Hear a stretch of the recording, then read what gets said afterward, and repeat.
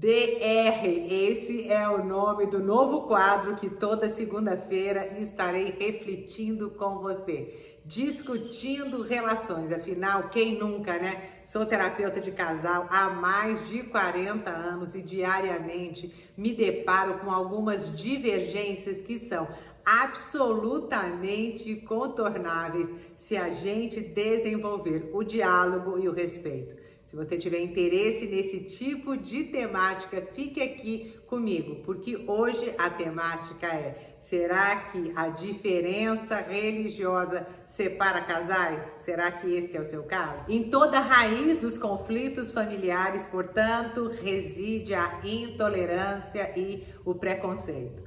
O que eu percebo é que, dependendo do tamanho dessa intolerância, do tamanho desse preconceito, muitas vezes o diálogo fica impossível.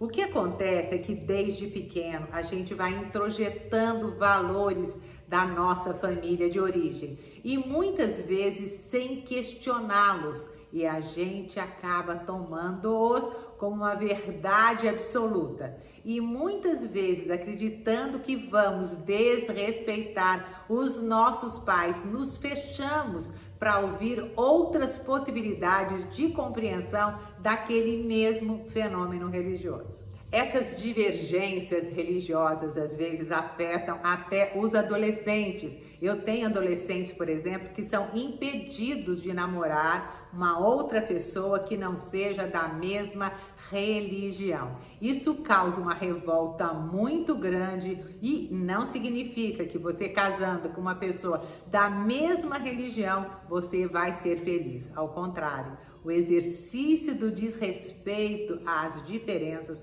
acaba fazendo toda a diferença no convívio familiar. Ainda no que se refere à intimidade do casal, a vida sexual muitas vezes se encontra absolutamente afetada, às vezes por dogmas que são absolutamente radicais, antes, durante e depois do casamento. Muitas pessoas se veem, mesmo casadas, impedidas de expressarem os seus desejos porque acreditam estar contrariando alguns preceitos de sua religião.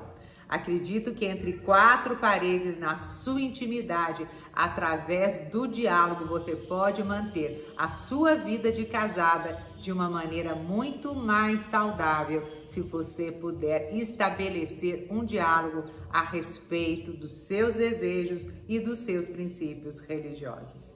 Um outro aspecto no qual a religião acaba sendo um problema também para o casal é quando eles têm rituais de final de semana em relação à sua comunidade de oração absolutamente diferente. Por exemplo, um é evangélico, o outro é espírita e cada um tem vontade de ter acesso à sua comunidade cristã.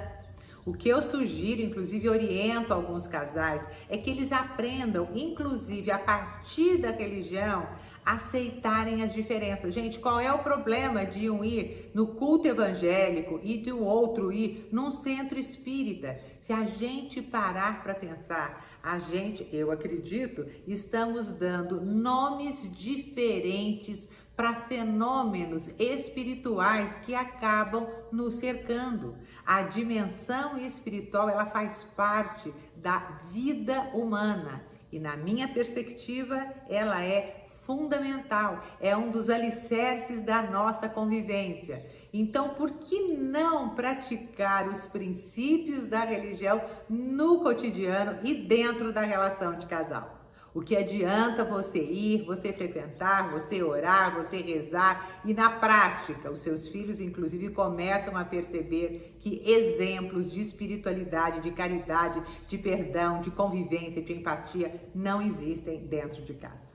Entretanto, um dos distúrbios comuns que eu observo no consultório é quando um dos cônjuges coloca como condição fundamental para a manutenção do relacionamento a conversão de um na religião do outro. Gente, isso às vezes acontece, mas é apenas de fachada. o custo, o preço que essa pessoa, entre aspas, que se converteu facilmente vai cobrar, muitas vezes é muito alto e acaba inclusive desenvolvendo abusos de uma outra natureza. Fica uma relação meio que comercial afetiva. Tudo bem, eu vou onde você quer que eu vá, mas de repente você vai ter que me dar a liberdade também de vou sair sozinho, vou beber com os meus amigos, vou passar o final de semana sozinho na casa da minha mãe. Então eu queria que vocês verificassem o custo que vocês estão pagando por uma conversão que muitas vezes é artificial. Não seria mais fácil o diálogo e o respeito às diferenças? Porque, na verdade, estamos falando, independente da religião, estamos falando da espiritualidade. E quando a gente se refere à espiritualidade, todos os bens são comuns. Os valores também. E eu gostaria que, independente da religião, que vocês procurassem o que vocês têm de igual. Muitas vezes o casal foca no que é diferente. O que é igual? Quais são os valores que se assemelham nas religiões que são diferentes? Vocês já fizeram esse exercício? Essa é uma prática fundamental que eu sugiro para os meus clientes e que agora estou aí, sugerindo que vocês façam também.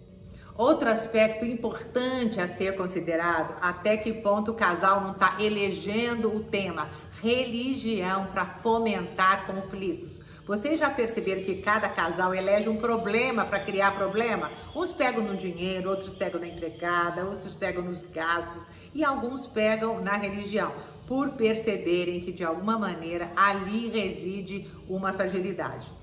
Para que você abra a mão de pegar a religião e outros aspectos, para virarem aí o pombo da discórdia, é fundamental que você reflita qual é o seu projeto de vida. Você quer manter aquela relação e o que você está fazendo para mantê-la e o que você está fazendo para destruí-la. Outro aspecto que realmente gera conflito no casal em relação às crianças, qual é a religião que as crianças vão seguir. É fundamental que vocês verifiquem no casal qual é aquela pessoa que pratica mais, que frequenta mais, que é mais fervorosa, que realmente leva mais a sério. Porque às vezes um dos cônjuges apenas acredita, tem crenças diferentes, mas não pratica e aquilo para ela não é uma coisa fundamental. Então, nesse sentido, é fundamental que você vá verificando a possibilidade de ceder. Se aquela pessoa pratica mais, é mais envolvida,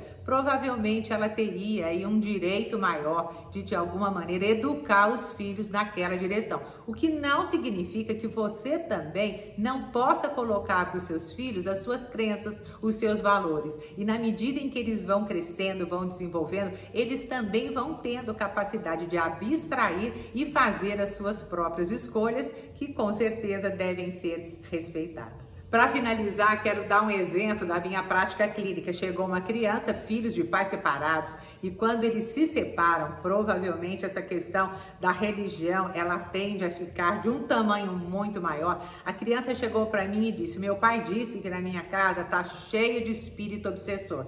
Minha mãe falou que está cheio de demônio. Quem que tem na minha casa, tia Virgínia? Eu falei: olha, com certeza as pessoas com as quais você convive. Demônio, diabo, espírito obsessor são nomes que as pessoas dão para uma influência do mal que ocorre dentro da humanidade. E cada um adjetiva de uma maneira diferente. Se a gente puder explicar nessa dimensão para as crianças, eu acho que a gente alivia um pouquinho a barra. Os nomes são dados de forma diferentes para fenômenos que muitas vezes são semelhantes. Se você gostou desse tipo de vídeo, compartilhe. E se você tiver aí algum assunto bem específico da sua DR, manda notícias para mim, que com certeza vou tratá-lo aqui no meu Instagram. Beijos grandes e boas reflexões para nós.